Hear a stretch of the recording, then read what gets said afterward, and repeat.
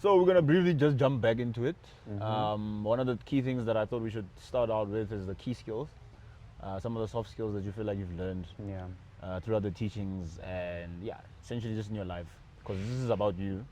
So it's not just gonna be about just the degree itself, Mm. but yourself. So I think one of the soft skills I've learned is that leadership is an essential quality. It's not an occupation, as sometimes we let on to believe, but it's a skill that you develop, and you develop it by putting yourself in situations where you've got to make decisions. It's all about making decisions and making the right decisions. So decision making and all the skills that are encompassed within leadership become the soft skills you gain when you, I suppose, aspire to become a leader. Being empathetic as well, because it goes a long way. You're leading people, not just managing systems. So you've got to take all of these things into consideration when you are, leading and taking people towards a vision or a goal. Yeah. I like how you brought in the not just managing people, no, not just managing systems, but Systems. also people. Mm. Engineering is mostly about systems, Yeah. systems thinking, Yep. analytical thinking. Mm-hmm. It's related to other industries as well. How you go into finance, you have things like finding alpha. Mm-hmm. So those are key areas where I usually like to play around, dabble around, which is how I eventually became someone who was well versed Mm. in multiplicity of expertise, Yeah. competencies, and etc. etc. You understand what I mean? And I think it's very important in this age that we're living in to develop as many skills as you can. No certain job market is safe or free from change. So you've got to always keep updating yourself and Yeah. keeping up with the latest trends and just exposing yourself to the multiplicity of things, not only in engineering but in other fields as Yes, well. yes, So you yeah. can become a more effective engineer. Dynamic markets, for Exactly. dynamic people. Exactly. Always.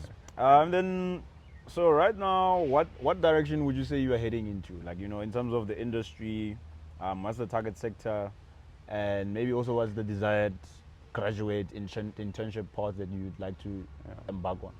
So right now I'm leaning towards the mining industry. I feel like there's a lot that industrial engineers can do over there, especially with the modern ambitious goals of moving from coal to renewable energy. There's a lot of optimization that needs to happen to be able to get to those goals sustainably and maintain them. And there's a lot of interdisciplinary collaboration that needs to happen. So that's the market and field I'm leaning towards. And in terms of postgraduate activities, any place in the market, in the mining, in the mining field, where I can just learn how that works and how those systems operate, and just get all the skills I can to be able to contribute meaningfully. Okay, cool. So an interesting thing that I just thought about when you said you want to go into mining is there, given that I'm someone who I consider myself well versed in terms of mining, especially from the production aspect, having been responsible for a smelter, having been responsible for a concentrator, having been responsible for a tailings plant, as well as a UG2 operation, and also having been in a position of a safety officer. So how would you perhaps pose a question, or maybe one or two questions that maybe have been eating you up? I'm eager to hear like what perspective you'd bring. So, with the current mining environment, what do you think the major challenge that could prevent a sustainable and efficient move towards being renewable? Renewable, okay. Yeah. So based on the site conditions, surface operations, I'm not too clued up in terms of underground operations. Yeah. I'd say definitely some of the systems are high energy systems that consume energy. So we definitely need, the challenge that you have with renewable energy is that there's tend to be an inconsistency in terms of the frequency of the energy generated. Yeah. So I'd say having a gap bridged whereby we get to a point whereby we understand things like flywheels, same technology that is used in flywheels to optimize the frequency at which the electricity is transmitted or transferred or utilized in some of these systems, whereby, mind you, now we have high operations like the smelters, and as well as, I'd say, looking at how the systems is currently run, because most of the design of mines I'd say it's an old system. Yeah. You know, so modernizing them would not just entail doing a retrofit. We need to design I'd say a platform that allows us to understand exactly where there would be the leakages, where there would be the optimization specifically of what exactly it is that we need. Yeah. And I'd say also, just generally speaking, in terms of the safety as well, bringing on renewable energy on site, it will now, because you don't want to have an instance whereby you're transmitting energy from far, then you have a lot of cost of infrastructure. And I'd say also the financing model of bringing in that infrastructure. You don't want to overburden an already existing enterprise or operation with now new renewable energy, whereby if you look at the life cycle of the project and the life of mine, the costs are going to be more, it's going to cost more per ton. You know, the cost of mining is going to be higher if we now just say that it's going to be an upfront cost. So I think working with other industries as well, unlocking ESG budgets, for example, and seeing how we can integrate those two things would really go a long way in terms of implementing more sooner than how you tend to have like a Vision 2035 or Vision 2030. Yeah. Nice. I think I like how you said we need to have a collaborative platform where we're just learning from each other and trying to find solutions with each other.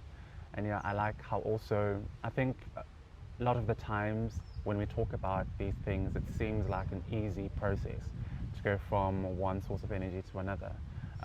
But once you break it down, you start seeing that there's a lot of variables that have to be considered, because not only do you want to be efficient, but you want, effective, but you want to be efficient and you want to make sure that you're able to sustain that system in the long term. So yeah, I'm excited about learning about those systems and trying to contribute in the solution finding.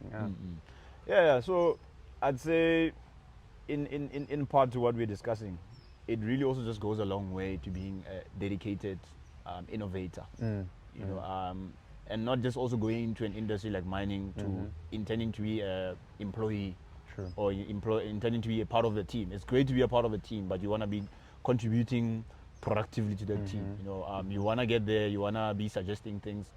One thing I'll tell you about mining though is that, as I did allude to in the prior conversation we had, the systems, it's very old systems, right? They're still using SCADA systems to track the instrumentation, which essentially entails running pipelines and lines of cable, electrical components, right? And in today's age of AI, whereby now you have these thermal sensors, biometric sensors, and newer technologies which are more submersible, you know, submersible pumps. I think a submersible pump is an example of a technology that is already being implemented on site, but it could still be used further in terms of the principle. Because now, if you look at a lot of components, they have IP ratings. But anyway, let me not get too much into mining, man. You know, I love mining. Yeah. I love mining because it's a high impact industry. It is. It's also a very profitable industry when you do it right. And I do feel like there are some areas that need to be addressed apart from optimizing in mining. Because you know, some industries, it's not always a thing of saying optimizing. They may already be running efficiently. It's just a matter of saying what is the ideal situation. Yeah. When what is the theoretical situation, and then what is actually happening on site. And then if you compare the two, the three, you might find actually that it's running optimally. Yeah. But the biggest challenge that I'd say we're facing as mining right now is perhaps optimization in the mining health and safety. You understand? The reason why I say that is there's been a lot of instances whereby you have health and safety challenges on site which are not addressed to the satisfaction of an example, someone who's practicing safety. Production is important, but I do feel like we need to have an emphasis in terms of optimizing and integrating safety into production. Because now we have a production target. We cannot now push production targets at the cost of safety. True. You understand? True. So perhaps going into the future, we could also work on a project or a solution, utilizing some of the modern technologies, the knowledge, the experience, and understanding to how we would have an example of something like, institutions always say that there's a gap between the students and what the market wants, or the journey to employability. I still feel like there's a huge area of improvement that can come into the aspect of health and safety, whereby some of the legal liability that is related to being on site is not just transferred to an individual employee or individual team or individual manager, Scaled. but it's scaled and brought into everyone's living. It's even extended further into terms of going home in your own living environment. Simple concepts like housekeeping. Those things really go a long way. They do. You understand what I'm saying?